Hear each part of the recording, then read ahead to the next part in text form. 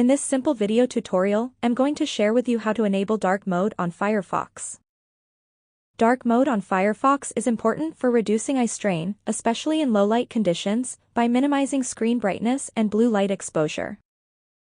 To enable dark mode, simply open up Firefox. On your home page, tap on these three lines. Navigate onto the Settings option. In the section of Language and Appearance, click on Extensions and Themes. Select on Full Dark Mode System right here. Click on Enable to activate the dark mode system. You can at any time disable the dark mode to light mode again. Dark mode can enhance readability for some users by providing better contrast between text and background. That's how easy it is to enable dark mode on your Firefox browser. If you have any questions, just let me know in the comments section down below. Please don't forget to leave a like, share and subscribe for more video tutorials like this one.